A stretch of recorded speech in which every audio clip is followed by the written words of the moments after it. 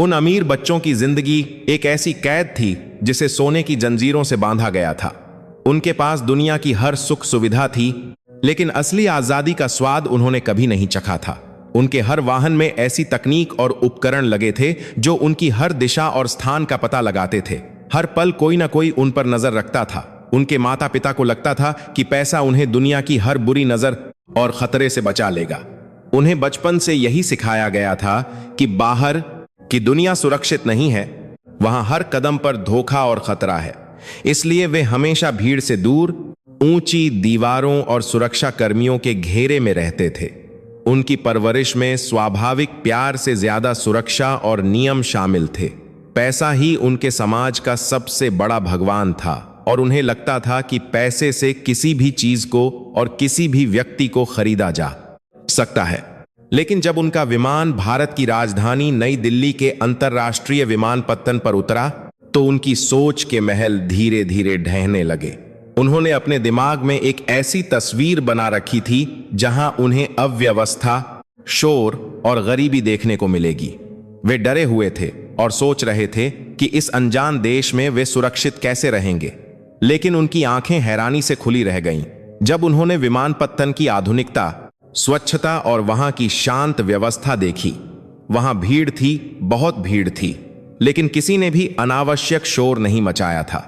सब अपने कामों में व्यस्त थे और एक अजीब सी क्रमबद्धता थी जिसे पैसे या कड़े नियमों से नहीं, बल्कि लोगों की आपसी समझ और नागरिक भावना से बनाया गया था। यह भारत था, एक ऐसा देश जो अपनी प्राचीन संस्कृति और परंपराओं को अपनी आत्मा में बसाए हुए भी तकनीक और आधुनिकता में दुनिया के किसी भी विकसित देश से पीछे नहीं था। विद्यार्थियों के चेहरे पर जो डर था वह अब गहरे आश्चर्य में बदल चुका था। उन्होंने सोचा था कि उन्हें कदम कदम पर अंगरक्षकों की जरूरत पड़ेगी, लेकिन यहाँ की हवा में ही एक ऐसी गर्माहट थी जो उन्हें अपनेपन का एहसास करा रही थी। उन्हें लगा कि यहाँ के लोग उन्हें किसी अजनबी या चलते फिरते बैंक खाते की तरह नहीं, बल्कि एक मेहमान की तरह देख रहे हैं। भारत में मेहमान को भगवान का रूप माना जाता है, यह बात उन्होंने किताबों में पढ़ी थी, लेकिन आज वे इसे अपनी आंखों से देख रहे थे। जब वे विमानपत्तन से बाहर आए और शहर की ओर जाने के लिए मेट्रो रेल में चढ़े तो बाहर की दुनिया उनके लिए किसी नए ग्रह जैसी थी। चमचमाते स्टेशन, साफ सुथरी रेलगाड़ियां और लोगों के चेहरों पर एक ऐसी संतुष्टि जो किसी दिखावे की मोहताज नहीं थी। रेलगाड़ी के अंदर कोई वीआईपी या विशेष श्रेणी का डिब्बा नहीं था। एक साधारण नागरिक और एक अमीर व्यापारी दोनों एक ही जगह खड़े होकर यात्रा कर रहे थे। उनके पीछे चलने वाले शिक्षक भी हैरान थे। उन्हें लगने लगा था कि जिन पश्चिमी पैमानों से उन्होंने अब तक दुनिया को मापा है वह आधी अधूरी सच्चाई थी। उन्होंने महसूस किया कि भारत अपनी मिट्टी से जुड़ा हुआ एक बहुत ही स्वाभिमानी देश है, जहां प्रगति का मतलब अपनी जड़ों को काटना नहीं होता। रेलगाड़ी में एक विद्यार्थी ने अपने दोस्त से धीमी आवाज में कहा कि यहाँ कोई हमारी तरफ उस तरह से नहीं देख रहा जैसे हम कोई बहुत अलग या खास लोग हैं। यहाँ सभी हमारे साथ एक आम इंसान की तरह व्यवहार कर रहे हैं। यह एक ऐसी आजादी थी जो उन्होंने अपने प्रोबाज रहास विद्यार्थी ने देश में कभी महसूस नहीं की थी। उनके अपने देश में अगर आप अमीर हैं तो आपको एक अलग नजरिए से देखा जाता है, और यही कारण था कि उन्हें हमेशा सुरक्षा घेरे में रहना पड़ता था। लेकिन इस देश ने उन्हें एक ही पल में अपनी उस झूठी अहमियत से आजाद कर दिया था, और यह एहसास उन्हें किसी डर से नहीं बल्कि एक अजीब सी मानसिक शांति से भर रहा था। कोई उन्हें नुकसान पहुंचाने की कोशिश नहीं कर रहा था। लोग अपने मोबाइल फोन पर काम कर रहे थे, कुछ किताबें पढ़ रहे थे और कुछ शांति से अपनी मंजिल का इंतजार कर रहे थे। भारतीय समाज की इस पहली झलक ने उन्हें यह सोचने पर मजबूर कर दिया कि क्या सच में उनका पैसा और उनकी अमीरी उन्हें सच्ची खुशी दे सकती है। उन्होंने देखा कि एक आम भारतीय व्यक्ति भी अपने दिन की शुरुआत कितनी ऊर्जा और विश्वास के साथ करता है। यहाँ के लोगों की आंखों में अपने देश के प्रति जो गर्व था वह ऊंची इमारतों से भी ऊंचा था। यह सिर्फ एक देश की यात्रा की शुरुआत नहीं थी, बल्कि उनके भीतर पनपे उस अहंकार के टूटने की शुरुआत थी जिसे पैसे ने जन्म दिया था। उनका हर कदम अब उन्हें इस महान देश की सच्चाई के और करीब ले जा रहा था, जहां इंसानियत और राष्ट्रीय स्वाभिमान की कीमत दुनिया के किसी भी बाजार में तय नहीं की जा सकती।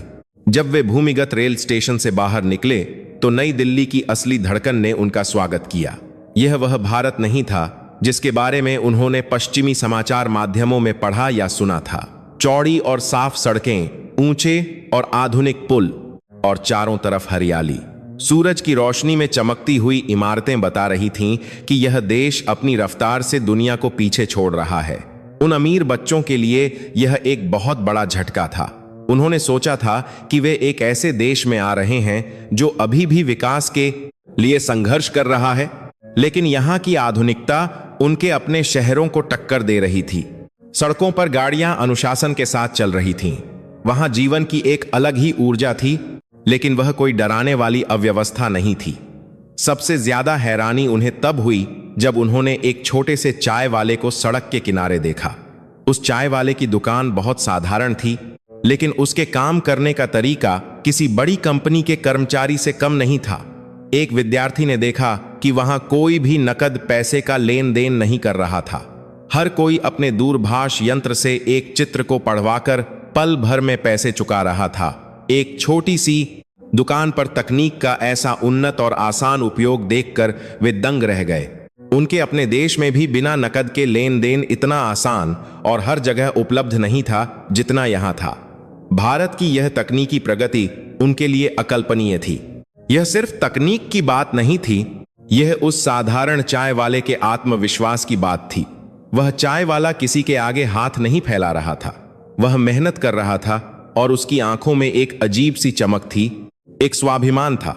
जब उन विदेशी बच्चों के समूह ने वहां रुककर चाय पीने का फैसला किया तो उन्हें लगा कि शायद उनकी अमीरी देखकर वह चाय वाला उनसे ज्यादा पैसे मांगेगा या उनके सामने कुछ ज्यादा ही झुककर बात करेगा। पश्चिमी देशों में अक्सर ऐसा ही होता है, जहां पैसे वाले को भगवान मान लिया जाता है, लेकिन वहां ऐसा कुछ नहीं हुआ। चाय वाले ने उन्हें उसी मुस्कान और सम्मान के साथ चाय दी जैसे वह अपने बाकी भारतीय ग्राहकों को दे रहा था। उसने उनसे कोई अतिरिक्त पैसा नहीं लिया। जब एक बच्चे ने उसे कुछ नकद पैसे और ऊपर से बहुत सारा अतिरिक्त धन इनाम के रूप में देना चाहा, तो उस चाय वाले ने बहुत ही विनम्रता से वह अतिरिक्त पैसा वापस कर दिया। उसने कहा कि यह मेरी मेहनत की कमाई नहीं है, मुझे सिर्फ मेरी चाय के उचित पैसे चाहिए। यह सुनकर उन बच्चों के रोंगटे खड़े हो गए। जिस दुनिया से वे आए थे, वहां लोग थोड़े से अतिरिक्त पैसों के लिए कुछ भी कर गुजरने को तैयार रहते थे, लेकिन इस साधारण से दिखने वाले भारतीय व्यक्ति के लिए उसका स्वाभिमान चंद पैसों से कहीं ज्यादा कीमती था। यह भारत के लोगों की असली पहचान थी। यह उनके लिए एक बहुत बड़ी सीख थी। उन्होंने महसूस किया कि भारत के लोगों की असली ताकत उनका पैसा या उनका पहनावा नहीं है, बल्कि उनकी आत्मा की मजबूती और उनका चरित्र है। यह देश सिर्फ बड़ी बड़ी इमारतों और तेज अर्थव्यवस्था से नहीं बना है, बल्कि यहाँ के लोगों के मजबूत इरादों और उनके नैतिक मूल्यों से बना है। अमीर बच्चों के साथ आए उनके शिक्षक भी यह सब देखकर निशब्द थे। वे हमेशा इन बच्चों को सिखाते थे कि दुनिया में हर चीज की एक कीमत होती है, लेकिन आज एक सड़क किनारे चाय बेचने वाले ने उनके उस पूरे जीवन दर्शन को ही गलत साबित कर दिया था। जैसे जैसे दिन आगे बढ़ा, वे दिल्ली के अलग अलग हिस्सों में घूमे। उन्होंने देखा कि कैसे प्राचीन मंदिर और आधुनिक गगनचुंबी इमारतें एक साथ शांति से खड़े हैं। यह भारत की वह खूबी थी जो दुनिया के किसी और कोने में नहीं मिल सकती थी। यहाँ के लोग अपनी जड़ों से जुड़े रहकर भी आसमान छूने की कला जानते थे। विद्यार्थियों को यह देखकर बहुत अचरज हो रहा था कि यहाँ के युवा कितने प्रतिभावान और ऊर्जावान हैं। वे जिस भी सार्वजनिक स्थान या जलपान गृह में गए, उन्होंने देखा कि भारतीय युवा विज्ञान, नए आविष्कारों और भविष्य के बारे में बात कर रहे हैं। उनके भीतर अपने देश को आगे ले जाने का एक ऐसा जुनून था जो उन पश्चिमी बच्चों ने अपने दोस्तों में कभी नहीं देखा था। उन्होंने देखा कि कैसे सड़क पर चलने वाला एक आम आदमी भी जब किसी अजनबी से बात करता है तो उसके लहजे में एक प्राकृतिक सम्मान होता है। उनके अपने देश में अजनबियों को हमेशा शक की निगाह से देखा जाता था। उनके माता पिता ने उन्हें हमेशा यही सिखाया था कि बिना मतलब के कोई भी इंसान किसी दूसरे इंसान के करीब नहीं आता। लेकिन यहाँ लोग एक दूसरे की मदद करने के लिए हमेशा तैयार थे, वह भी बिना किसी स्वार्थ के। एक बार जब उनके समूह का एक बच्चा रास्ता भटक गया और अपनी जगह से थोड़ा दूर चला गया, तो उसके सुरक्षाकर्मी घबरा गए। वे सोचने लगे कि अब कोई अनहोनी हो जाएगी, लेकिन तभी एक साधारण से भारतीय युवक ने उस बच्चे को देखा, उसे मुस्कुराते हुए सही रास्ता बताया और बिना कुछ मांगे अपने रास्ते चला गया। यह छोटी सी घटना उन बच्चों के मन पर बहुत गहरा असर छोड़ गई।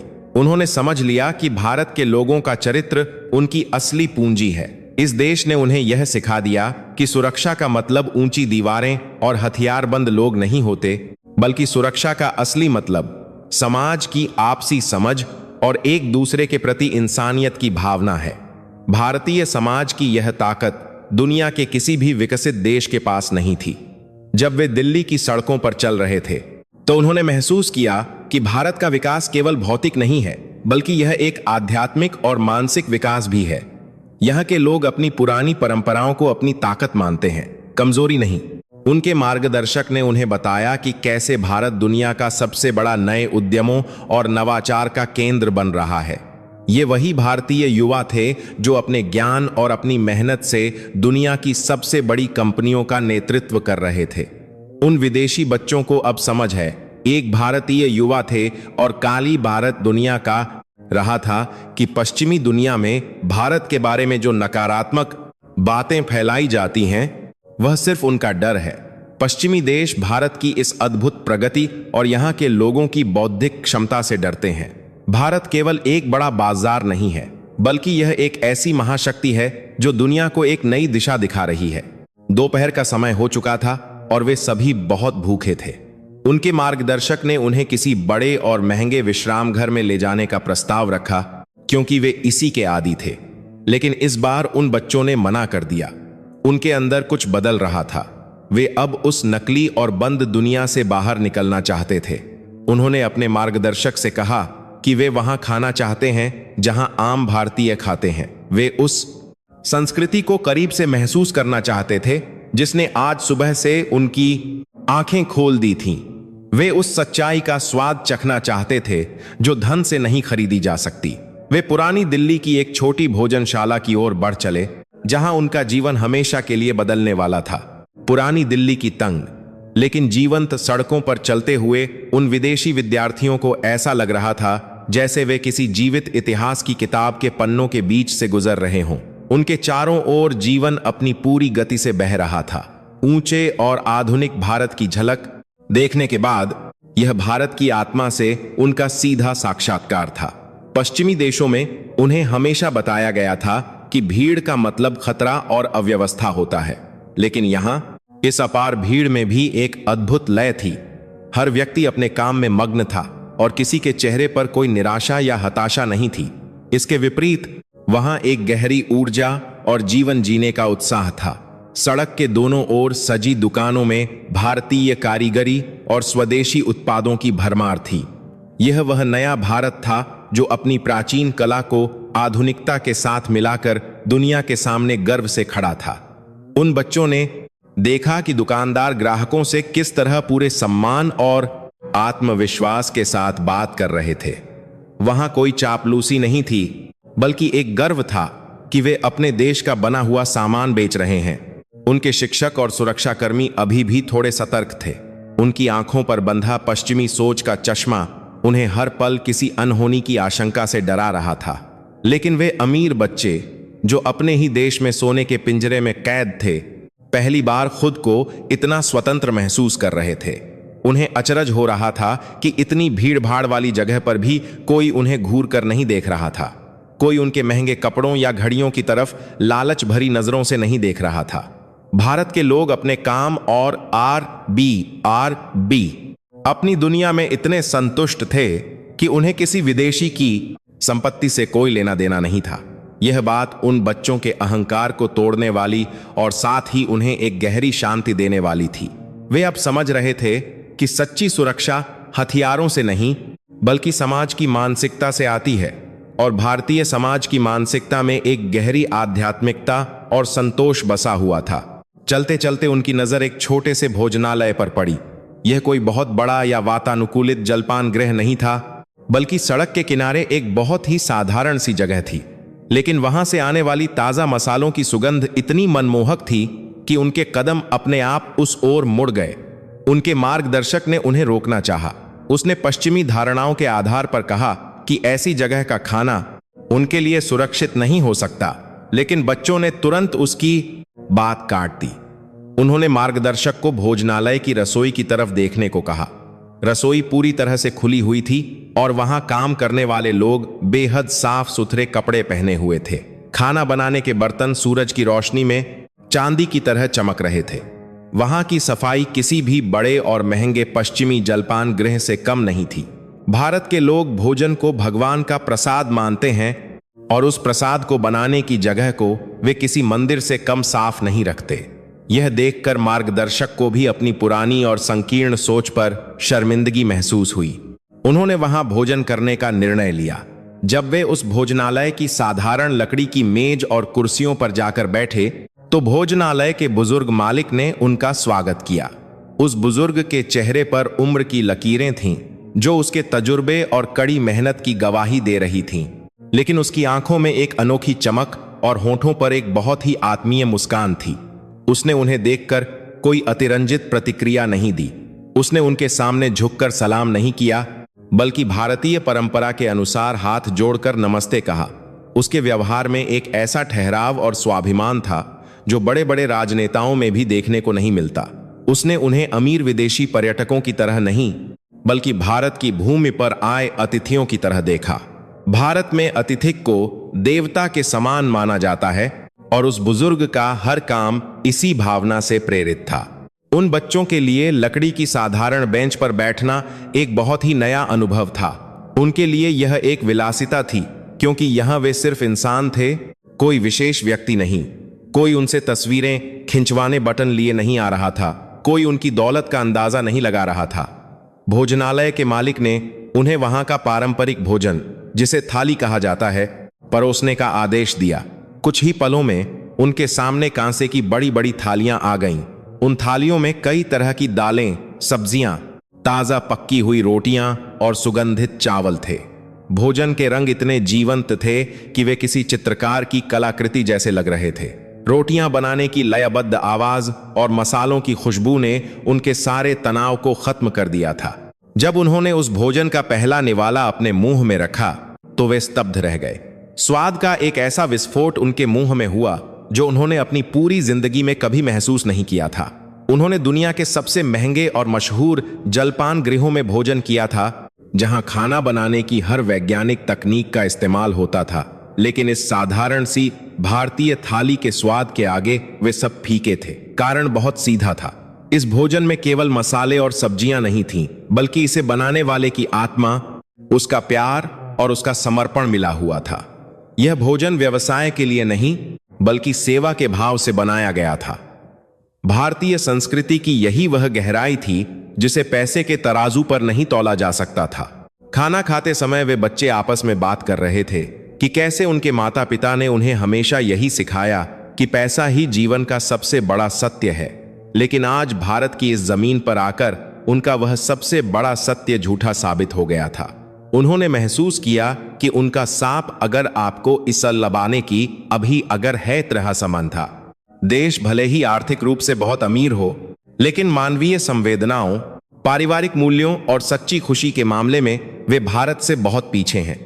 भारत की असली महाशक्ति उसके परमाणु हथियार या उसकी बढ़ती हुई अर्थव्यवस्था नहीं है, बल्कि उसके लोग और उनकी वह अटूट भावना है जो उन्हें हर परिस्थिति में खुश रहना और दूसरों का सम्मान करना सिखाती है।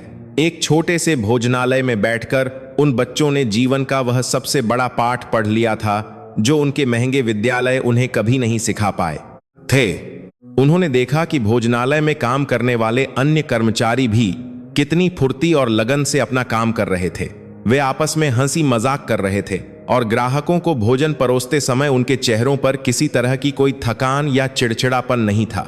यह एक ऐसा कार्यस्थल था जहां मानवीय संबंधों को नियमों और शर्तों से ऊपर रखा जाता था। एक विद्यार्थी ने ध्यान दिया कि एक गरीब व्यक्ति भोजनालय के बाहर खड़ा था और उसके पास पैसे नहीं थे। भोजनालय के मालिक ने बिना किसी हिचकिचाहट के उसे भी एक थाली परोसने का निर्देश दिया और उससे कोई पैसा नहीं मांगा। यह देखकर विद्यार्थियों की आंखें भर आईं। उनके अपने देश में अगर किसी के पास पैसा नहीं है तो उसे समाज से बाहर कर दिया जाता है। भूख को वहां एक अपराध की तरह देखा जाता है। जिसका समाधान सिर्फ पैसा है, लेकिन यहां भारत में किसी को भूखा नहीं सोने दिया जाता। यह इस देश का संस्कार है। इस घटना ने उनके अंदर एक गहरी हलचल पैदा कर दी। वे सोचने लगे कि जिस पश्चिमी समाज को वे पूरी दुनिया के लिए एक आदर्श मानते थे, वह असल में कितना खोखला और स्वार्थी है, और जिस भारत को उनका समाचार माध्यम एक पिछड़े हुए देश के रूप में चित्रित करता था, वह असल में मानवता और करुणा का सबसे बड़ा केंद्र है। भारत अपनी जड़ों से जुड़ा रहकर भी विकास की ऊंचाइयों को छू रहा था। यहाँ के लोग अपनी संस्कृति पर गर्व करते हैं, अपने देश पर गर्व करते हैं, और यही उनका सबसे बड़ा हथियार है। विदेशी बच्चों के मन में भारत के प्रति सम्मान की भावना अब अपनी चरम सीमा पर पहुंच रही थी। वे समझ चुके थे कि इस देश को कभी भी पैसे या ताकत के बल पर झुकाया नहीं जा सकता, क्योंकि यहाँ के लोगों की ताकत उनकी आत्मा में बसती है। खाना खत्म होने के बाद उन विदेशी विद्यार्थियों के दिलों में एक अजीब सी शांति छा गई थी। यह शांति उस स्वादिष्ट भोजन से ज्यादा उस जगह के माहौल और उस बुजुर्ग के व्यवहार से आई थी। जब पैसे चुकाने की बारी आई तो उनके शिक्षक ने अपने बटुए से कुछ बड़े नोट निकाले। बिल बहुत ही मामूली था, लेकिन पश्चिमी आदत के अनुसार और शायद अपनी अमीरी का दिखावा करने के लिए शिक्षक ने बिल की रकम से 10 गुना ज्यादा पैसा मेज पर रख दिया। उन्होंने सोचा कि यह अतिरिक्त पैसा, जिसे वे अपनी भाषा में टिप कहते हैं, इस साधारण भोजनालय वाले के लिए एक बहुत बड़ा तोहफा होगा। उन्हें उम्मीद थी कि वह बुजुर्ग खुशी से उछल पड़ेगा और उनके सामने झुककर उन्हें बार बार धन्यवाद देगा, लेकिन जो हुआ उसने एक बार फिर उनकी सोच की नींव हिला दी। बुजुर्ग मालिक ने मेज से सिर्फ उतने ही पैसे उठाए जितना उनका बिल था। बाकी पैसे उसने बहुत ही सम्मान के साथ शिक्षक की तरफ वापस सरका दिए। शिक्षक को लगा कि शायद बुजुर्ग समझ नहीं पाया है। उसने अपने अनुवादक के जरिए समझाया कि यह पैसा उसके लिए है, उसकी अच्छी सेवा के लिए एक छोटा सा इनाम है। इस पर उस बुजुर्ग ने एक बहुत ही शांत और गरिमामयी मुस्कान के साथ जवाब दिया। उसने कहा कि भोजन कराना और अतिथि की सेवा करना हमारे भारतीय समाज में कोई व्यापार नहीं, बल्कि हमारा धर्म है। आप हमारे देश में आए हैं, आप हमारे मेहमान हैं। मैंने सिर्फ अपना काम किया है और मुझे मेरे काम की सही कीमत मिल गई है। यह अतिरिक्त पैसा मेरे किसी काम का नहीं है, क्योंकि जो खुशी मुझे आपको खाना खिलाकर मिली है, उसकी कीमत इन कागज के टुकड़ों से नहीं चुकाई जा सकती। ये शब्द उन बच्चों के कानों में किसी हथौड़े की तरह लगे। उनके देश में हर मुस्कान, हर सेवा और हर छोटी सी मदद के पीछे एक कीमत छुपी होती थी। वहां अगर कोई आपके लिए दरवाजा भी खोलता है तो वह उम्मीद करता है कि आप उसे कुछ पैसे देंगे। और यहाँ एक आम भारतीय व्यक्ति जो देखने में बहुत अमीर नहीं था, वह इतने सारे पैसों को सिर्फ इसलिए ठुकरा रहा था क्योंकि उसका ज़मीर और उसका स्वाभिमान उसे इसकी इजाजत नहीं देता था। एक विद्यार्थी ने उत्सुकता से उस बुजुर्ग से पूछा कि अगर आप यह पैसा ले लेंगे तो आप अपनी दुकान को और बड़ा बना सकते हैं, तो इसीलिए पैसा ले लेंगे अपने लिए और सुख सुविधा जुटा सकते हैं। इस पर बुजुर्ग ने हंसते हुए जो कहा, वह भारत के जीवन दर्शन का सबसे गहरा सच था। बुजुर्ग ने बहुत ही प्यार से कहा कि बेटा, अमीरी सिर्फ बैंक के खाते से नहीं नापी जाती। मेरे पास एक भरा पूरा परिवार है। शाम को जब मैं घर जाता हूं तो मेरे पोते पोतियां मेरे गले लगते हैं। मेरे आस पड़ोस के लोग मेरे सुख दुख में मेरे साथ खड़े होते हैं। और सबसे बड़ी बात, रात को जब मैं सोता हूं तो मुझे कोई डर नहीं होता। मुझे बहुत गहरी और मीठी नींद आती है। क्या तुम्हारे पास यह सब है? अगर है तो तुम दुनिया के सबसे अमीर इंसान हो, और अगर नहीं है तो तुम्हारे ये कागज के टुकड़े तुम्हें कभी चैन की नींद नहीं दे सकते। भारत का हर इंसान इसी सोच के साथ जीता है। हम पैसों के गुलाम नहीं हैं। हम रिश्तों और मानसिक शांति को सबसे ऊपर रखते हैं। उन बच्चों के पास इस बात का कोई जवाब नहीं था। वे जानते थे कि उनके बड़े बड़े आलीशान घरों में भी वह सुकून नहीं है जिसकी बात यह बुजुर्ग कर रहा था। उनके माता पिता के पास पैसे कमाने की अंधी दौड़ में अपने ही बच्चों के लिए समय नहीं था। उनके पास हर आधुनिक तकनीक थी, लेकिन आपस में बात करने के लिए समय नहीं था। विद्यार्थियों ने बिना कुछ सोचे उस बुजुर्ग के पैर छुए। भारत में पैर छूना सम्मान देने का सबसे ऊंचा तरीका है, यह बात उन्होंने पढ़ी थी। यह उनका उस व्यक्ति, उस संस्कृति और उस देश के प्रति सच्चा समर्पण था जिसने आज उनकी आंखें खोल दी थीं। वे उस भोजनालय से बाहर निकले तो वे वही बच्चे नहीं थे जो सुबह अपने वातानुकूलित अतिथि गृह से निकले थे। उनके अंदर का वह सारा घमंड टूट चुका था जो पश्चिमी दुनिया ने उनके दिमाग में भरा था। शाम ढलने लगी थी और दिल्ली शहर का नजारा बदलने लगा था। आसमान में एक सुनहरा रंग छा गया था। सड़कों पर काम से लौटते हुए लोगों की भीड़ थी, लेकिन इस भीड़ में भी एक उत्सव जैसा माहौल था। कहीं किसी मंदिर से शंख और घंटियों की आवाज आ रही थी, तो कहीं से मधुर संगीत सुनाई दे रहा था। यह भारत की वह विविधता और एकता थी जो पूरी दुनिया को हैरान करती है। उन्होंने देखा कि लोग अपने घरों की तरफ लौट रहे हैं और उनके चेहरों पर दिन भर की थकान के बावजूद एक मुस्कान है। वे सड़क किनारे से ताजी सब्जियां खरीद रहे हैं, रास्ते में मिलने वाले परिचितों से रुककर हालचाल पूछ रहे हैं। यह सब इतना स्वाभाविक और सच्चा था कि वे बच्चे इसे बस देखते ही रह गए। उनके सुरक्षाकर्मी अभी भी उनके चारों ओर एक घेरा बनाए हुए थे, लेकिन अब उन बच्चों को उस घेरे की घुटन महसूस होने लगी थी। वे उस घेरे से बाहर निकलकर इस जीवंत समाज का हिस्सा बनना चाहते थे। वे उस स्वतंत्रता को जीना चाहते थे जो यहाँ का हर आम नागरिक रोज जीता है। एक विद्यार्थी ने अपने सुरक्षाकर्मी से कहा कि मुझे अब तुम्हारी यहाँ कोई जरूरत नहीं है, मैं यहाँ पूरी तरह सुरक्षित महसूस कर रहा हूँ। यह सुनकर सुरक्षाकर्मी हैरान रह गया, लेकिन उस बच्चे की आंखों में एक ऐसा नया आत्मविश्वास था जो उसने पहले कभी नहीं देखा था। भारत की हवा ने यह पास्ट बच्चे बच्चा करता है। यहाँ के लोगों की सादगी और उनके आत्मविश्वास ने इन विदेशी बच्चों के अंदर भी वह निडरता भर दी थी। वे पैदल ही अपने अतिथि गृह की तरफ चल पड़े। रास्ते में उन्होंने देखा कि कैसे आधुनिक भारत पुराने भारत के साथ कदम से कदम मिलाकर चल रहा है। बड़ी बड़ी डिजिटल स्क्रीन वाले विज्ञापन बोर्ड के ठीक नीचे एक कारीगर मिट्टी के दिए बेच रहा था और लोग पूरी श्रद्धा से उससे दिए खरीद रहे थे। एक तरफ ऊंची इमारतें आसमान छू रही थीं, तो दूसरी तरफ पुरानी इमारतें अपना इतिहास समेटे खड़ी थीं। उन्होंने महसूस किया कि भारत अपनी तरक्की के लिए अपनी आत्मा को नहीं बेच रहा है। यह देश दुनिया को यह सिखा रहा है कि विकास का मतलब अंधाधुंध चीजें खरीदना और जमा करना नहीं है। विकास का परीख दुनिया की तरफ अपनी इमारतें और पाँच करने की है। मतलब अपनी जड़ों को मजबूत रखते हुए अपनी शाखाओं को आसमान तक फैलाना है। पश्चिमी मीडिया हमेशा भारत की गरीबी या किसी एक बात को बढ़ा चढ़ाकर दिखाता था, क्योंकि वे इस बात से डरते थे कि अगर उनके लोगों को भारत की इस तेजी से बढ़ती हुई ताकत और यहाँ की खुशहाल जीवन शैली के बारे में पता चल गया, तो वे अपनी ही खोखली व्यवस्था से सवाल पूछने लगेंगे। भारत की तकनीक, भारत के युवा आज पूरी दुनिया चला रहे हैं, लेकिन जो भारत की असली ताकत है वह है यहाँ के लोगों का चरित्र और उनका अपनी संस्कृति पर अटूट विश्वास। रात के खाने के समय जब वे अपने अतिथि गृह के उस शानदार भोजन कक्ष में बैठे जहां मेज पर दुनिया भर के महंगे व्यंजन सजे थे, तो किसी का भी मन उस खाने को छूने का नहीं हुआ।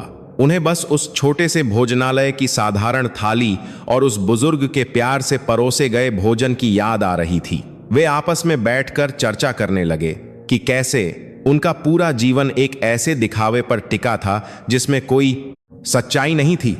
उन्हें लगता था कि वे दुनिया के सबसे श्रेष्ठ लोग हैं, लेकिन आज उन्हें एहसास हुआ कि असल महानता तो उस विनम्रता और इंसानियत में है जो कूट कूट कर इस भारतीय मिट्टी में भरी हुई है। अगली सुबह जब उन बच्चों की आंखें खुलीं तो उनके अंदर एक अलग ही ताजगी थी। रात भर वे उसी भोजनालय वाले बुजुर्ग और उनकी बातों के बारे में सोचते रहे थे। उन्होंने अपने शिक्षकों से कहा कि आज वे किसी महंगे या मशहूर पर्यटन स्थल पर नहीं जाना चाहते। वे भारत की उस युवा पीढ़ी और उनकी शिक्षा व्यवस्था को देखना चाहते थे जो आज पूरी दुनिया में अपना डंका बजा रही है। वे समझना चाहते थे कि आखिर कैसे एक ऐसा देश जिसे पश्चिमी दुनिया हमेशा कम आंकती थी, आज हर बड़ी वैश्विक कंपनी के शीर्ष पर अपने लोगों को बैठा रहा है।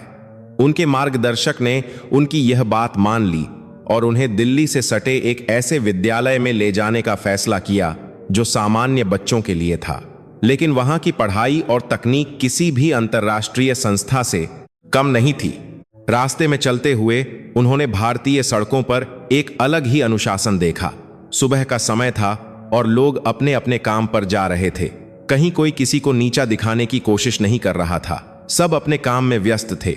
जब वे उस विद्यालय के प्रांगण में पहुंचे तो वहां चारा देखकर वे एक बार फिर हैरान रह गए। वहां कोई बहुत बड़ी और वातानुकूलित इमारत नहीं थी। लेकिन वहां की हवा में ज्ञान और सीखने की एक गजब की भूख थी। छोटे छोटे बच्चे जो बहुत ही साधारण घरों से आते थे, अपनी कक्षाओं में बैठे हुए थे। उनके पास सबसे आधुनिक तकनीकी उपकरण थे और वे अंतरिक्ष विज्ञान, गणित और नई तकनीक के बारे में ऐसी बातें कर रहे थे जो उन विदेशी बच्चों ने अपने महंगे विद्यालयों में भी नहीं सुनी थी। उन अमीर बच्चों को हमेशा लगता था कि अच्छी शिक्षा सिर्फ बहुत सारे पैसे देकर ही मिल सकती है। उनके माता पिता ने उनकी पढ़ाई पर करोड़ों रुपए खर्च किए थे, लेकिन यहाँ भारत में ज्ञान को पैसे का मोहताज नहीं रखा गया था। यहाँ की सरकार और यहाँ का समाज यह सुनिश्चित कर रहा था कि देश के हर बच्चे को आगे बढ़ने का मौका मिले। एक कक्षा में जाकर जब उन्होंने भारतीय बच्चों से बातचीत की तो वे उनकी बुद्धिमत्ता और उनके आत्मविश्वास को देखकर दंग रह गए। उन भारतीय बच्चों की आंखों में कोई डर नहीं था। वे विदेशी मेहमानों से बहुत ही बेबाकी से और पूरे सम्मान के साथ बात कर रहे थे। उन्होंने उन विदेशी विद्यार्थियों से दुनिया की अर्थव्यवस्था और भविष्य की तकनीक के बारे में ऐसे सवाल पूछे जिनका जवाब उन अमीर बच्चों के पास नहीं था। यह देखकर उन पश्चिमी विद्यार्थियों को अपनी ही शिक्षा व्यवस्था पर शर्म आने लगी। उनके पास दुनिया की हर सुख सुविधा थी, लेकिन उनका ज्ञान सिर्फ किताबों और दिखावे तक सीमित था। दूसरी तरफ भारत के ये बच्चे सीमित संसाधनों में भी आसमान छूने की तैयारी कर रहे थे। भारतीय बच्चों ने उन्हें अपने बनाए हुए कुछ तकनीकी यंत्र और विज्ञान के पटल दिखाए। उन्होंने बताया कि कैसे वे अपनी इन छोटी छोटी खोजों से अपने गांव और शहर की समस्याओं को सुलझा रहे हैं। भारत का युवा सिर्फ अपने लिए नहीं सोच रहा था, वह अपने समाज और अपने देश के लिए सोच रहा था। यह एक बहुत बड़ा फर्क था जो उन विदेशी बच्चों ने महसूस किया। पश्चिमी देशों में हर कोई सिर्फ अपने फायदे और अपने पैसे के एक संपत्तर के रूपशन था बारे में सोचता है, लेकिन भारत में सफलता का मतलब पूरे समाज को साथ लेकर चलना है। वहां के शिक्षकों से बात करने पर उन्हें पता चला कि भारत में गुरु और शिष्य का रिश्ता सिर्फ एक व्यापारिक रिश्ता नहीं होता। यहाँ गुरु को भगवान से भी ऊपर का दर्जा दिया जाता है। शिक्षक अपनी पूरी जिंदगी इन बच्चों का भविष्य बनाने में लगा देते हैं और बदले में वे सिर्फ इन बच्चों की सफलता चाहते हैं। यह सुनकर विदेशी बच्चों के शिक्षक भी नतमस्तक हो गए। उन्होंने माना कि वे बच्चों को सिर्फ एक यंत्र की तरह पढ़ाते हैं ताकि वे कल को ज्यादा पैसे कमा सकें, लेकिन भारत के शिक्षक बच्चों को एक अच्छा इंसान और एक सच्चा देशभक्त बनाते हैं। यही कारण है कि भारतीय लोग चाहे दुनिया के किसी भी कोने में चले जाएं, वे अपनी मिट्टी, अपने संस्कारों और अपने देश से हमेशा जुड़े रहते हैं। दोपहर के समय विद्यालय के बच्चों ने उन विदेशी मेहमानों के साथ अपना साधारण सा भोजन साझा किया। उन्होंने देखा कि कैसे सभी बच्चे एक साथ बैठकर बिना किसी भेदभाव के खाना खा रहे थे। वहां कोई अमीर या गरीब नहीं था, सब एक समान थे। विदेशी बच्चों ने भी उनके साथ जमीन पर बैठकर खाना खाया। उन्हें ऐसा महसूस हो रहा था जैसे वे अपने ही किसी बड़े परिवार के बीच बैठे हों। भारत की इस मिट्टी में एक ऐसा जादू था जो किसी को भी अपना बना लेता था। उन अमीर बच्चों ने जो एक दीवार अपने और बाकी दुनिया के बीच बना रखी थी, वह दीवार अब पूरी तरह से गिर चुकी थी। उन्हें समझ आ रहा था कि असली जीवन लोगों के बीच रहकर, उनके सुख दुख को समझकर और एक दूसरे का सम्मान करके ही जिया जा सकता है। विद्यालय से लौटते समय उन बच्चों के चेहरों पर एक अजीब सी गंभीरता थी। वे अब भारत को एक गरीब या पिछड़ा हुआ देश नहीं मान रहे थे। वे भारत को एक ऐसे महागुरु के रूप में देख रहे थे जिससे पूरी दुनिया को जीवन जीने का सही तरीका सीखना चाहिए। उन्होंने आपस में तय किया कि वे अपने देश वापस जाकर अपने माता पिता और अपने दोस्तों को बताएंगे कि असली विकास क्या होता है। वे उन्हें बताएंगे कि पैसा सब कुछ नहीं होता, इंसानियत, स्वाभिमान और अपने देश के प्रति प्रेम ही असली दौलत है। भारत ने उनकी आंखें खोल दी थीं और उन्हें एक नई दिशा दिखाई थी। विद्यालय से वापस लौटते समय बस के अंदर एक अजीब सी खामोशी थी। यह वैसी खामोशी नहीं थी जो किसी डर या उदासी से पैदा होती है, बल्कि यह एक ऐसी शांति थी जो किसी गहरे विचार से जन्म लेती है। वे विदेशी बच्चे जो हमेशा अपने महंगे फोन और संगीत में खोए रहते थे, आज खिड़की से बाहर भारत की सड़कों को एक नई नजर से देख रहे थे। बाहर का दृश्य वही था जो उन्होंने कल देखा था, लेकिन आज उनके देखने का नजरिया पूरी तरह से बदल चुका था। उन्हें अब वह भीड़ डरावनी नहीं लग रही थी, बल्कि उस भीड़ में उन्हें एक जीवन, एक संघर्ष और एक अद्भुत जिजीविषा दिखाई दे रही थी। एक विद्यार्थी ने अपने पास बैठे दोस्त से धीमी आवाज में कहा कि क्या तुमने उन बच्चों की आंखों में देखा था? उनके पास वह सब कुछ नहीं है जो हमारे पास है, लेकिन फिर भी वे हमसे ज्यादा खुश और संतुष्ट लग रहे थे। दोस्त ने सिर हिलाते हुए सहमति जताई और कहा कि हमारी पूरी जिंदगी सिर्फ इस बात की चिंता में बीत जाती है कि हमारे पास क्या नहीं है और हम उसे कैसे खरीदें, लेकिन ये लोग इस बात का जश्न मनाते हैं कि उनके पास जो भी है वह उनका अपना है, उनकी अपनी मेहनत का है। उनके मार्गदर्शक ने उनकी यह बातचीत सुन ली और मुस्कुराया। उसने उनसे पूछा कि क्या वे सीधे अपने वातानुकूलित कमरे में जाना चाहेंगे या कुछ और देखना पसंद करेंगे।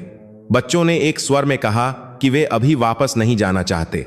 वे इस देश की उस धड़कन को और करीब से महसूस करना चाहते हैं जो दुनिया की किसी भी मशीन से ज्यादा ताकतवर है। मार्गदर्शक ने चालक को एक नई दिशा में बस मोड़ने का इशारा किया। कुछ ही देर बाद वे एक ऐसे इलाके में पहुंचे जो बाहर से देखने में एक साधारण सा भारतीय बाजार लग रहा था। नीचे हलवाई की दुकानें थीं, कपड़ों के छोटे छोटे व्यापारी बैठे थे और सड़क पर खूब चहल पहल थी। लेकिन जब वे एक पुरानी सी दिखने वाली इमारत की सीढ़ियां चढ़कर ऊपर गए तो वहां का नजारा देखकर उनके होश उड़ गए। वह एक बहुत बड़ा कमरा था जिसमें दर्जनों युवा लड़के और लड़कियां अपने संगणक यंत्रों पर काम कर रहे थे। यह कोई आम कार्यालय नहीं था, बल्कि यह एक ऐसा केंद्र था जहां भारत के युवा भविष्य की तकनीक का निर्माण कर रहे थे। मार्गदर्शक ने उन्हें बताया कि यह एक ऐसा स्थान है जहां से नए और छोटे व्यापार शुरू किए जाते हैं। पश्चिमी देशों में ऐसे काम के लिए बहुत बड़ी और महंगी इमारतों की जरूरत होती है, लेकिन भारत के युवा किसी महंगी जगह के मोहताज नहीं हैं। उनके पास दिमाग है और कुछ कर गुजरने का जुनून है। विदेशी बच्चों ने देखा कि वहां कोई वातानुकूलन यंत्र नहीं था, बस छत पर पंखे चल रहे थे, लेकिन किसी भी चेहरे पर पसीने की वजह से कोई परेशानी नहीं थी। वे सब अपनी अपनी दुनिया में मगन थे और ऐसे कूटलेखन कर रहे थे जो दुनिया की सबसे बड़ी कंपनियों को चलाते हैं। एक युवा भारतीय लड़के ने अपनी जगह से उठकर उन विदेशी मेहमानों का स्वागत किया। उसने बहुत ही सादे कपड़े पहने हुए थे, लेकिन उसके बोलने के तरीके में एक ऐसा आत्मविश्वास था जो किसी भी बड़े पश्चिमी अधिकारी को पीछे छोड़ दे। उसने उन्हें बताया कि वे एक कप ऐसा नया तंत्र विकसित कर रहे हैं जिससे किसानों को मौसम और फसल की सटीक जानकारी मिल सके, और वह भी बिना किसी भारी खर्च के। विदेशी विद्यार्थियों ने जब उस तकनीक की बारीकियों को समझा तो वे हैरान रह गए। उनके अपने देश में ऐसी तकनीक बनाने के लिए करोड़ों मुद्राएं खर्च की जाती हैं और फिर उसे बहुत महंगे दामों पर बेचा जाता है, लेकिन यह भारतीय युवा उस तकनीक को अपने देश के साधारण किसानों की मदद के लिए बना रहा था। उसने बहुत ही गर्व से कहा कि हम तकनीक का इस्तेमाल सिर्फ पैसे कमाने के लिए नहीं करते, बल्कि हम अपनी तकनीक से अपने देश की समस्याओं को सुलझाना चाहते हैं। हमारे लिए हमारा देश और हमारे लोग सबसे पहले आते हैं। यह सुनकर पश्चिमी बच्चों के मन में भारत की मेधा के प्रति सम्मान और गहरा हो गया। उन्होंने हमेशा सोचा था कि आधुनिक तकनीक और विज्ञान सिर्फ उनके ही देशों की जागीर है।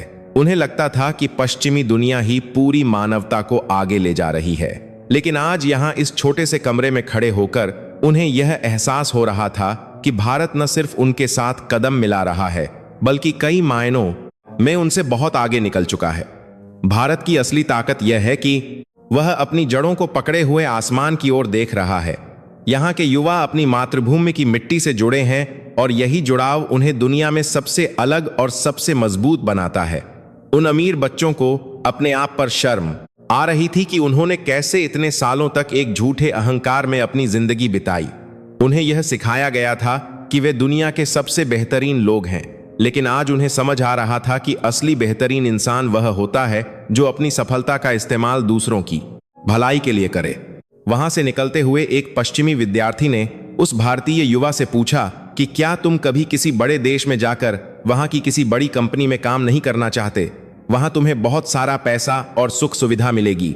उस भारतीय युवा ने बहुत ही शांत भाव से जवाब दिया कि मुझे किसी और देश को बनाने की कोई जरूरत नहीं है जब मेरा अपना देश खुद एक विश्व गुरु बनने की राह पर है। मेरी असली खुशी और मेरी असली पहचान मेरी अपनी जमीन पर है। मैं जो भी करूंगा अपने देश के लिए करूंगा, क्योंकि मेरे देश ने मुझे वह पढ़ते हैं। अपने देश के लिए करूंगा, अपने देश के लिए करूंगा। सब दिया है जो दुनिया का कोई भी खाता मुझे नहीं दे सकता। ये जवाब इतना स्पष्ट और इतना गहरा था कि विदेशी बच्चों के पास कहने के लिए कोई शब्द नहीं बचे। वे चुपचाप सीढ़ियां उतर आए। सड़क पर आते ही उन्हें भारत की हवा में एक नई सुगंध महसूस होने लगी। यह सुगंध सिर्फ मसालों या मिट्टी की नहीं थी, बल्कि यह सुगंध थी भारत के आत्मविश्वास की, भारत के स्वाभिमान की। बस में वापस बैठते समय उन बच्चों के बीच एक गहरी चर्चा छिड़ गई। एक लड़की जो बहुत ही शांत स्वभाव की थी, उसने कहा कि क्या तुमने कभी हमारे माता पिता को इस तरह से मुस्कुराते हुए देखा है, जिस तरह से वह भारतीय लड़का मुस्कुरा रहा था। हमारे माता पिता के पास बड़ी बड़ी गाड़ियां हैं, निजी विमान हैं, लेकिन वे हमेशा किसी न किसी तनाव में रहते हैं। उन्हें हमेशा यह डर सताता रहता है कि कोई उनका पैसा ना छीन ले या कोई उनसे आगे ना निकल जाए। लेकिन यहाँ के लोगों में ऐसा कोई डर नहीं है। वे अपनी मेहनत पर भरोसा करते हैं और उन्हें पता है कि अगर वे गिर भी गए तो उनका परिवार और उनका समाज उन्हें फिर से खड़ा कर देगा। यह जो सामाजिक सुरक्षा है, यह हमारे पास नहीं है। हमारे पास सिर्फ पैसे की सुरक्षा है, जो असल में कोई सुरक्षा है ही नहीं। दूसरे लड़के ने भी उसकी बात का समर्थन किया और कहा कि तुमने बिल्कुल सही कहा। हम एक ऐसे समाज से आते हैं जहां इंसान की कीमत उसके धन से तय होती है, लेकिन भारत में इंसान की कीमत उसके चरित्र और उसके व्यवहार से तय होती है। यही कारण है कि यह देश इतनी सारी चुनौतियों के बावजूद आज भी मुस्कुरा रहा है और पूरी दुनिया को अपनी ताकत का लोहा मनवा रहा है। मुझे अब इस बात पर कोई शक नहीं है कि आने वाला समय भारत का है। जिस देश के युवा अपने देश से इतना प्यार करते और अपनी तकनीक का इस्तेमाल समाज की भलाई के लिए करते हैं, उस देश को दुनिया की कोई भी ताकत आगे बढ़ने से नहीं रोक सकती। हमारी यह यात्रा सिर्फ एक पर्यटन नहीं थी, यह हमारे लिए एक नई शुरुआत है। हमने यहाँ आकर असली जिंदगी जीना सीखा है। जब वे अपने शानदार और महंगे होटल वापस पहुंचे तो वहां की चकाचौंध उन्हें अब अजीब सी लगने लगी थी। होटल के दरवाजे पर खड़े दरबान ने उनके सामने झुककर सलाम किया, लेकिन बच्चों को अब यह सब बहुत बनावटी लग रहा था। उन्होंने आज असली सम्मान देखा था जो एक छोटे से भोजनालय वाले ने उन्हें दिया था, और उसमें कोई दिखावा नहीं था, कोई चापलूसी नहीं थी। होटल की भव्य सजावट, विदेशी कालीन और कीमती झूमर अब उन्हें बेजान पत्थरों और कपड़ों से ज्यादा कुछ नहीं लग रहे थे। वे सीधा अपने कमरों में गए, लेकिन किसी का भी मन उस रेशमी बिस्तर पर लेटने या वहां की सुख सुविधाओं का आनंद लेने का नहीं था। उन्होंने तय किया कि वे सब एक ही कमरे में इकट्ठा होंगे और आज के दिन जो कुछ भी उन्होंने महसूस किया है उस पर बात करेंगे। जब वे सब एक कमरे में फर्श पर गोल घेरा बनाकर बैठे तो उनके बीच एक गहरी शांति थी। यह वह बंदार करते हुए साथी में एक गहरी शांति थी जो इंसान को तब मिलती है जब उसे जीवन का कोई बहुत बड़ा सच समझ आ जाता है। एक लड़के ने अपनी कलाई पर बंधी वह महंगी घड़ी उतारी जिसमें उसके माता पिता ने उसकी निगरानी के लिए एक यंत्र लगा रखा था।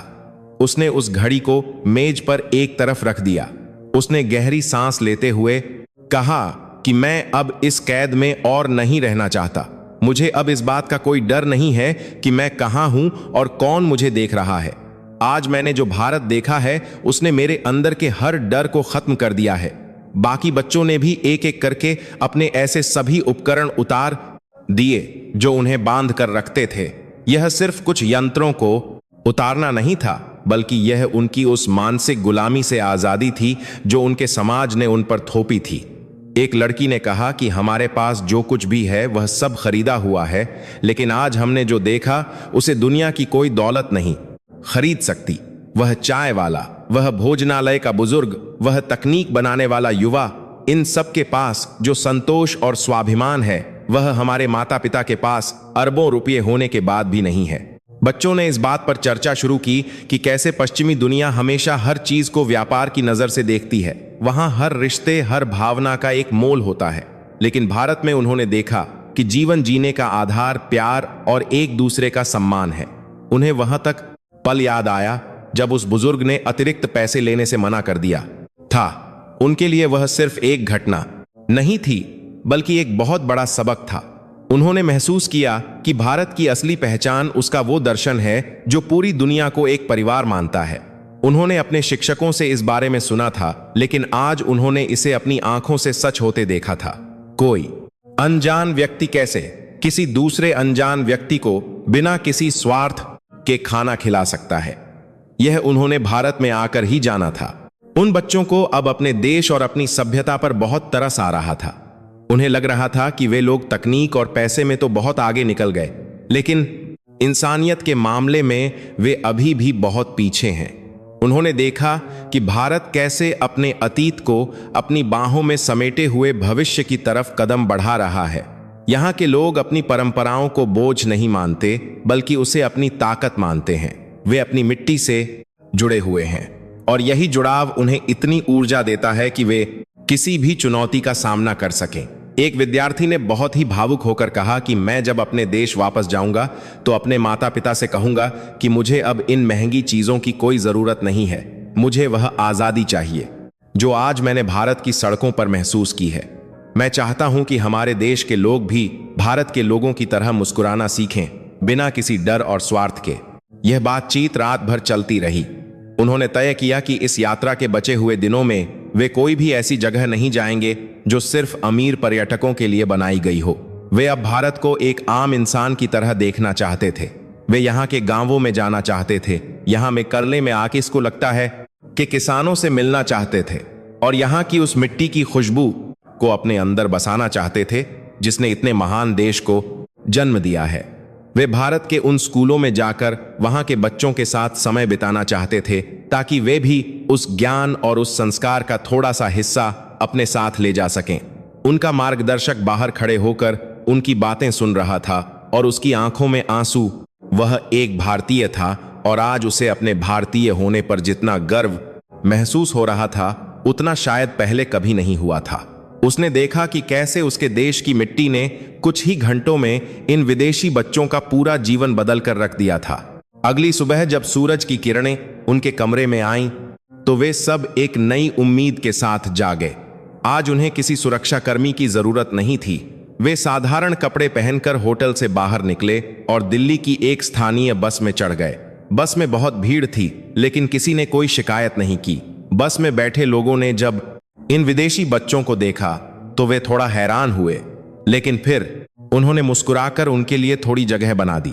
एक बूढ़ी औरत ने जो अपने पास कुछ फल रखे हुए थी, उनमें से एक सेब निकालकर एक विदेशी लड़की को दे दिया। उसने कुछ कहा नहीं, बस प्यार से उसके सिर पर हाथ फेरा। उस लड़की की आंखों से आंसू छलक पड़े। यह बिना बोले दिया गया वह प्यार था जिसके लिए वह पूरी जिंदगी तरसती रही थी।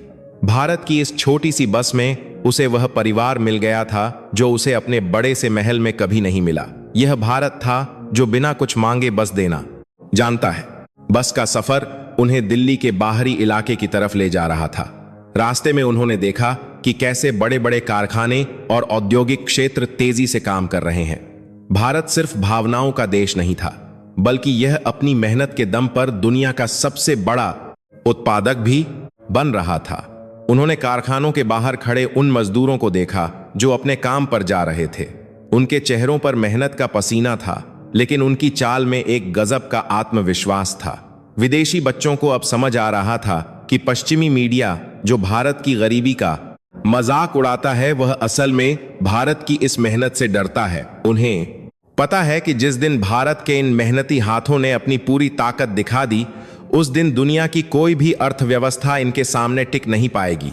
भारत का असली सोना जमीन के नीचे नहीं, बल्कि यहाँ के लोगों के दिलों उनके हाथों में है। सफर के दौरान वे बच्चे आपस में बात कर रहे थे कि कैसे उनके देश में बुजुर्गों को वृद्ध आश्रम में छोड़ दिया जाता है क्योंकि किसी के पास उनके लिए समय नहीं होता। लेकिन यहाँ उन्होंने देखा कि एक छोटे से घर में भी 3 पीढ़ियां एक साथ बहुत प्यार से रहती हैं। परिवार का सबसे बुजुर्ग व्यक्ति उस घर का मुखिया होता है और सब उसका पूरा सम्मान करते हैं। यह पारिवारिक ढांचा ही भारत की वह ढाल है जो इसे दुनिया की हर मानसिक और सामाजिक बीमारी से बचाता है। जब इंसान को पता होता है कि उसके पीछे उसका पूरा परिवार खड़ा है, तो वह किसी भी मुश्किल का सामना बहुत आसानी से कर लेता है। पश्चिमी देशों में इसी परिवार के टूटने के कारण लोग मानसिक रूप से इतने कमजोर हो गए हैं कि उन्हें हर छोटी चीज के लिए दवाइयों और मनोवैज्ञानिकों का सहारा लेना पड़ता। भारत ने बिना किसी किताब के उन्हें जीवन का सबसे बड़ा मनोविज्ञान सिखा दिया था। अब वे पूरी तरह से इस देश के रंग में रंग चुके थे।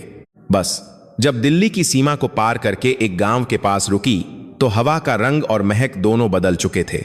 शहर के धुएं और शोर की जगह अब खेतों की सौंधी खुशबू और पक्षियों की चहचहाहट ने ले ली थी। विदेशी विद्यार्थियों ने जब बस से कदम नीचे रखा तो उन्हें एक अजीब सी शांति का अनुभव हुआ। उन्होंने अपने समाचार माध्यमों में भारतीय गांवों की जो तस्वीरें देखी थीं, उनमें सिर्फ गरीबी और लाचारी दिखाई जाती थी, लेकिन उनकी आंखों के सामने जो गांव था वह उन सभी झूठी कहानियों को चुनौती दे रहा था। पक्की सड़कें, पक्के मकान और हर घर के बाहर खड़े कृषि के आधुनिक उपकरण यह बता रहे थे कि भारत का गांव अब पिछड़ा हुआ नहीं है। यहाँ की हरियाली में एक ऐसा जीवन था जो पश्चिमी दुनिया के मशीनी खेतों में कहीं खो गया था। वहां के खेत कारखानों की तरह चलते हैं, जहां मिट्टी को सिर्फ एक वस्तु माना जाता है, लेकिन यहां भारत में भूमि को माता कहा जाता है और उसकी पूजा की जाती है। वे पैदल ही खेतों के बीच बनी एक पगडंडी पर चलने लगे। उनके चारों ओर लहलहाती हुई फसलें थीं जो सूरज की रोशनी में सोने की तरह चमक रही थीं। तभी उनकी मुलाकात एक किसान से हुई। वह किसान कोई अनपढ़ या बेबस इंसान नहीं था, जैसा कि पश्चिमी लोग अक्सर सोचते। उसने बहुत ही साफ सुथरे सूती कपड़े पहने हुए थे और उसके चेहरे पर एक ऐसा तेज था जो सिर्फ कड़ी मेहनत और ईमानदारी से ही आता है। उसने जब इन विदेशी मेहमानों को देखा तो वह घबराया नहीं, बल्कि उसने आगे बढ़कर हाथ जोड़कर उनका स्वागत किया। विद्यार्थियों के मार्गदर्शक ने जब उस किसान से बात की तो वह किसान बहुत ही शुद्ध और स्पष्ट भाषा में अपनी खेती के बारे में बताने लगा। उसने अपने जेब से एक आधुनिक दूरभाष यंत्र निकाला और उन्हें दिखाया कि कैसे वह उपग्रह की मदद से अपने खेत की मिट्टी की नमी और मौसम की जानकारी प्राप्त करता है। यह वही तकनीक थी जिसे वे बच्चे कल उस छोटे से कार्यालय में बनते हुए देख रहे थे। उन बच्चों के लिए यह एक बहुत बड़ा चमत्कार था।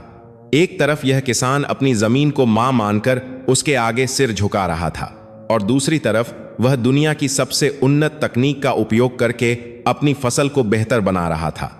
यह प्राचीन ज्ञान और आधुनिक विज्ञान का एक ऐसा संगम था जो दुनिया में और कहीं देखने को नहीं मिलता।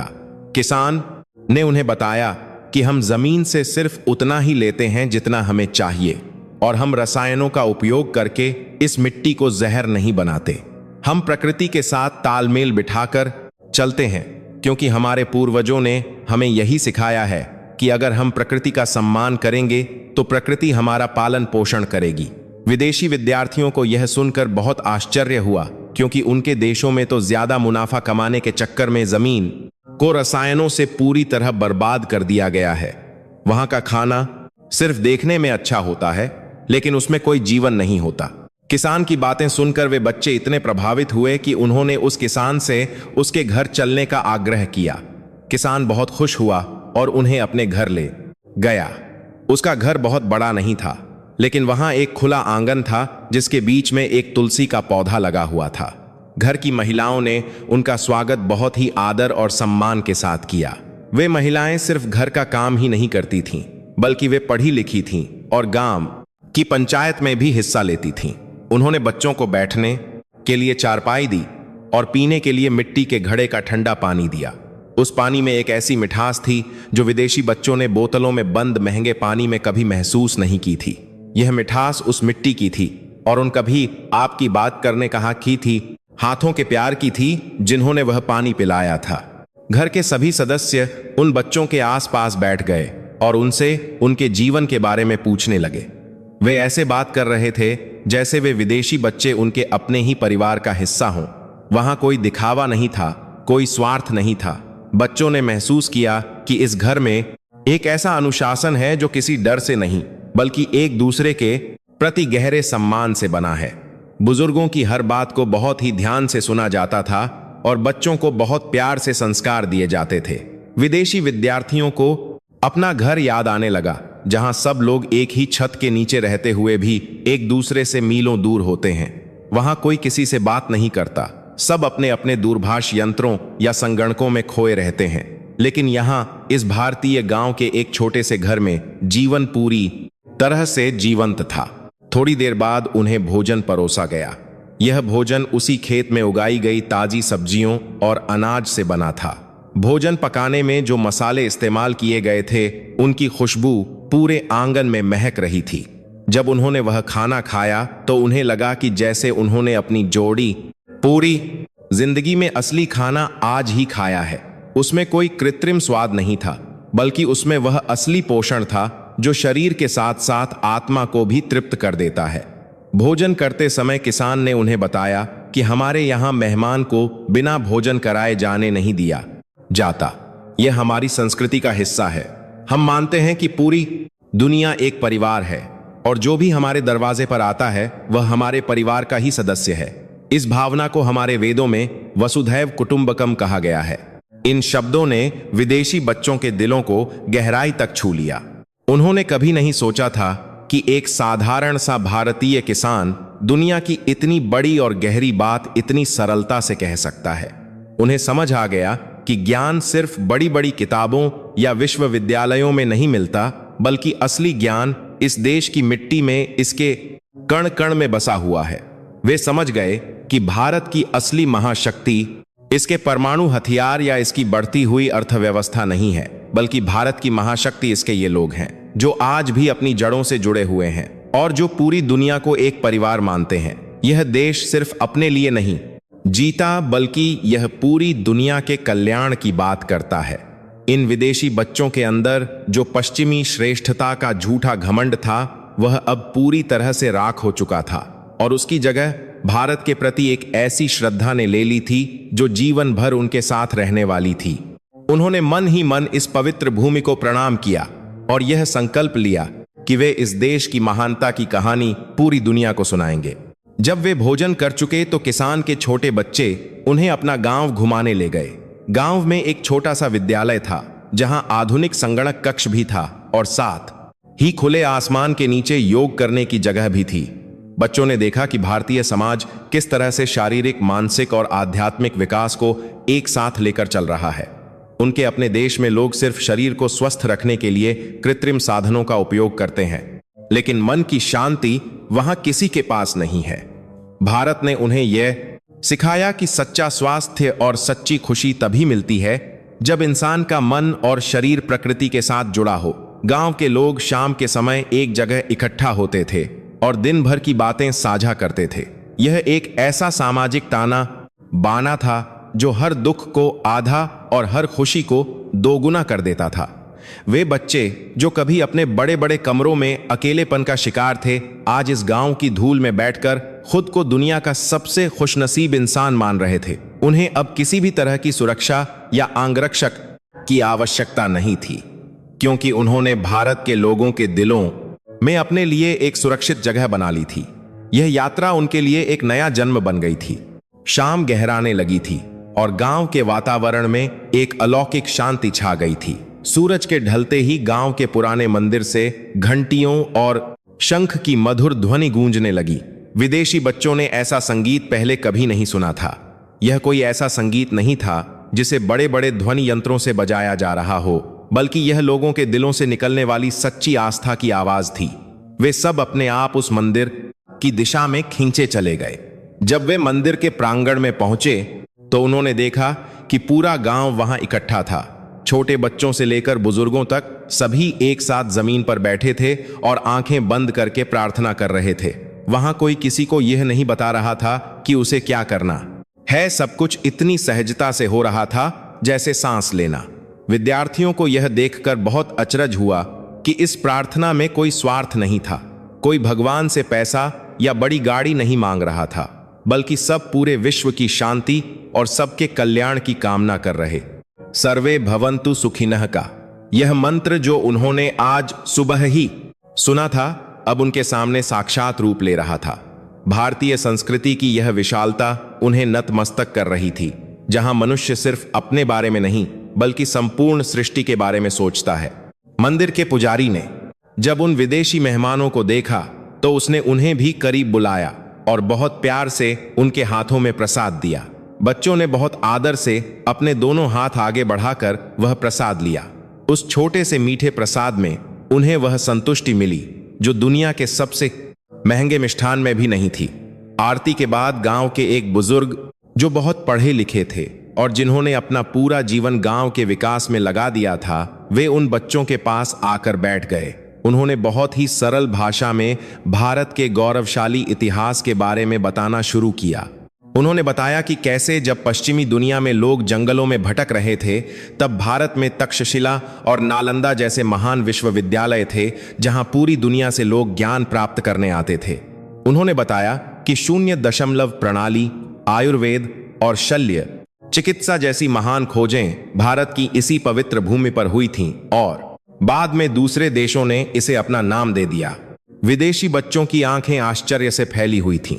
उनके देशों में इतिहास की किताबों में हमेशा यही पढ़ाया गया था कि दुनिया को विज्ञान और ज्ञान पश्चिमी देशों ने दिया है। लेकिन आज उन्हें सच्चाई का पता चल रहा था। उन्हें समझ आ रहा था कि पश्चिमी दुनिया ने भारत की महानता को हमेशा दुनिया से छिपाने की कोशिश की है ताकि वे अपना वैचारिक वर्चस्व बनाए रख सकें। लेकिन सच्चाई कभी छुपती नहीं है। भारत आज फिर से अपनी उसी पुरानी गरिमा को प्राप्त कर रहा है। बुजुर्ग ने उन्हें बताया कि भारत का ज्ञान सिर्फ भौतिक चीजों या मशीनों तक सीमित नहीं है, बल्कि हमने इंसान के मन और आत्मा की गहराइयों को भी समझा है।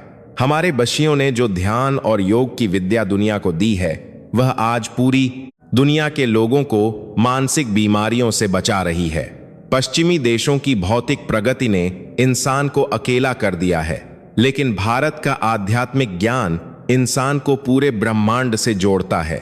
बच्चों ने इस बात पर पूरी सहमति जताई क्योंकि उनके अपने देशों में लोग आज मानसिक शांति के लिए भारी मात्रा में दवाइयों का सेवन कर रहे हैं और फिर भी उन्हें शांति नहीं मिलती। रात का समय हो चुका था और गांव वालों ने बच्चों के सोने की व्यवस्था घर की खुली छत पर की थी।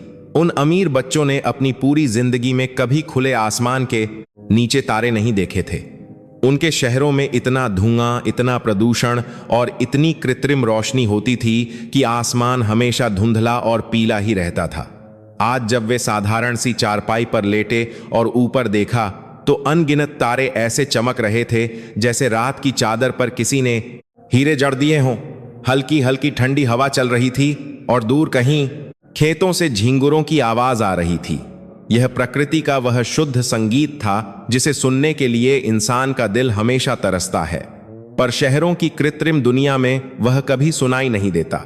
छत पर लेटे लेटे वे आपस में बहुत ही गहरी बातें करने लगे। एक लड़के ने आसमान की तरफ देखते हुए कहा कि मेरे पिता के पास इतनी बड़ी व्यापारिक कंपनी है, वे हमारे देश के सबसे अमीर लोगों में से एक हैं, लेकिन वे हर रात सोने के लिए न जाने कितनी गोलियां खाते हैं।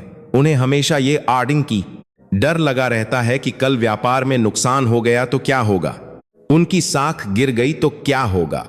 लेकिन आज मैं इस मिट्टी के बने घर की छत पर साधारण सी चारपाई पर लेटा हूं और मुझे लग रहा है कि जैसे मैं दुनिया का सबसे अमीर और सबसे सुरक्षित इंसान हूं। मुझे अब किसी चीज का डर नहीं है। दूसरी लड़की ने भी उसकी बात में हामी भरते हुए कहा कि हमने आज तक जीवन को जीना नहीं सीखा था। हम सिर्फ निर्जीव चीजें इकट्ठी कर रहे थे और उसे ही सफलता मान बैठे थे। लेकिन भारत के इन सीधे साधे लोगों ने हमें बता दिया है कि जीवन का असली मतलब एक दूसरे के साथ प्यार बांटना और प्रकृति की गोद में सुकून से रहना है। आज की रात मेरी जिंदगी की सबसे खूबसूरत और सच्ची रात है। उन्होंने आपस में यह तय किया कि वे वापस जाकर अपने माता पिता को भी एक बार इस असली भारत के दर्शन करवाएंगे ताकि वे भी उस पैसे की अंधी दौड़ से बाहर निकल सकें जिसमें वे अपनी पूरी जिंदगी से बिना किसी मंजिल के भाग रहे हैं। वे भारत की इस महान संस्कृति और यहाँ के लोगों के स्वाभिमान के राजदूत बनकर अपने देश लौटेंगे और सबको बताएंगे कि भारत कोई सपेरों का या भिखारियों का देश नहीं है, बल्कि यह दुनिया का वह इकलौता देश है जहां इंसानियत आज भी सबसे शुद्ध रूप में जीवित है। बातों ही बातों में उन्हें कब इतनी गहरी नींद आ गई, उन्हें खुद भी पता नहीं चला। यह एक ऐसी मीठी नींद थी जिसमें कोई बुरे सपने नहीं थे, कोई भविष्य की चिंता नहीं थी, सिर्फ वर्तमान का एक ऐसा सुकून था जो उन्होंने पहली बार महसूस किया था। अगली सुबह जब पक्षियों की चहचहाहट के साथ उनकी आंखें खुलीं, तो वे एक नई ऊर्जा और एक नए दृष्टिकोण के साथ उठे। आज उन्हें वापस दिल्ली लौटना था, क्योंकि अगले दिन उनके देश वापसी की उड़ान थी।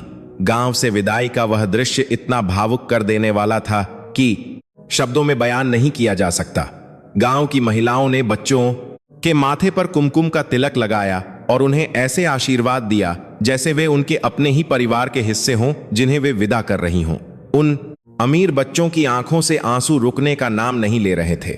वे इन अनजान भारतीय लोगों के निःस्वार्थ प्यार से इतने अभिभूत थे कि उनका मन वहां से जाने का बिल्कुल नहीं कर रहा था।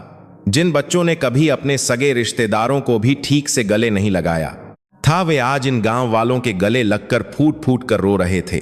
उन्होंने पूरे सम्मान के साथ गांव के सभी बुजुर्गों के पैर छुए और उन्हें वचन दिया कि वे इस प्यार और इस सीख को अपने जीवन के आखिरी दिन तक नहीं भूलेंगे। वे अपनी बस में बैठे और बस धीरे धीरे गांव की कच्ची पगडंडी से बाहर पक्की सड़क की तरफ मुड़ गई। वे खिड़की से बाहर सिर निकालकर तब तक हाथ हिलाते रहे जब तक कि वे घर और वे गांव वाले उनकी आंखों से पूरी तरह ओझल नहीं हो गए। वापसी का यह सफर बहुत खामोश था, क्योंकि हर बच्चा अपने भीतर एक बहुत बड़े वैचारिक तूफान को शांत होते हुए महसूस कर रहा था। वे उस देश में एक घमंडी सुख सुविधाओं के गुलाम और डरे हुए पर्यटक के रूप में आए थे, जिन्हें लगता था कि उनका पैसा दुनिया खरीद सकता है। लेकिन अब वे एक बहुत ही समझदार, विनम्र और संवेदनशील इंसान बनकर लौट रहे थे। भारत की पावन मिट्टी ने उनके अंदर के उस झूठे पश्चिमी अहंकार को पूरी तरह से गलाकर इंसानियत और कृतज्ञता का एक ऐसा बीज बो दिया था जो अब उनके जीवन में एक विशाल पेड़ बनने वाला था। विमान में बैठते ही उन विद्यार्थियों को एक अजीब सी शून्यता का एहसास हुआ। खिड़की से बाहर देखते हुए वे उस महान भूमि को पीछे छोड़ रहे थे जिसने उन्हें जीवन का असली अर्थ सिखाया था। यात्रा की शुरुआत में वे जिस देश को पिछड़ा और डरावना समझ रहे थे, आज वही देश उन्हें अपना घर लग रहा था। उनके पास दुनिया के सबसे महंगे यात्रा टिकट थे और वे प्रथम श्रेणी में यात्रा कर रहे थे, लेकिन अब उन्हें इन सुख सुविधाओं में कोई रस नहीं आ रहा था।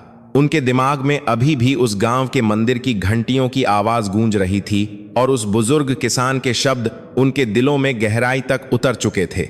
वे आपस में बहुत कारी काम करता है कम बात कर रहे थे, क्योंकि हर कोई अपने अपने विचारों में खोया हुआ था।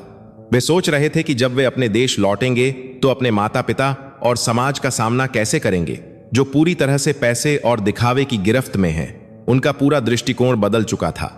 जब उनका विमान उनके अपने देश के शानदार और अत्यधिक आधुनिक विमानपत्तन पर उतरा, तो उन्हें वहां की हवा में एक अजीब सा खालीपन महसूस हुआ। वहां कोई धूल नहीं थी, कोई शोर नहीं था, लेकिन वहां कोई जीवन भी नहीं था। सब कुछ मशीनों की तरह बहुत सलीके से चल रहा था, लेकिन लोगों के चेहरों पर कोई भाव नहीं था। वहां कोई किसी को देखकर मुस्कुरा नहीं रहा था। उनके स्वागत के लिए उनके माता पिता बड़ी बड़ी गाड़ियों और सुरक्षा कर्मियों की पूरी फौज के साथ खड़े थे। पहले वे इस बात पर गर्व करते थे, लेकिन आज उन्हें इन सुरक्षा कर्मियों की बंदूकों और गाड़ियों की कतारों को देखकर दया आ रही थी। जैसे ही वे बाहर आए, उनके माता पिता ने उन्हें गले लगाने के बजाय सबसे पहले यह पूछा कि क्या उनका सामान सुरक्षित है और क्या उन्हें वहां कोई शारीरिक परेशानी तो नहीं हुई। बच्चों ने बहुत ही शांत स्वर में जवाब दिया कि वे पूरी तरह सुरक्षित हैं। शायद जीवन में पहली बार उन्होंने असली सुरक्षा महसूस की है। माता पिता ने अपने बच्चों के चेहरों पर एक ऐसा ठहराव और एक ऐसी चमक देखी जो उन्होंने पहले कभी नहीं देखी थी। वे बच्चे जो हर समय किसी न किसी महंगी वस्तु की मांग करते रहते थे, आज बिल्कुल साधारण दिख रहे थे। उनकी कलाइयों से वे महंगी घड़ियां और यंत्र गायब थे जिनसे उनके माता पिता उनकी निगरानी करते थे। जब एक पिता ने इस बारे में पूछा तो उसके बेटे ने बहुत ही विनम्रता से कहा कि अब उसे किसी कृत्रिम निगरानी की आवश्यकता नहीं है, क्योंकि उसने खुद पर और दुनिया पर विश्वास करना सीख लिया है।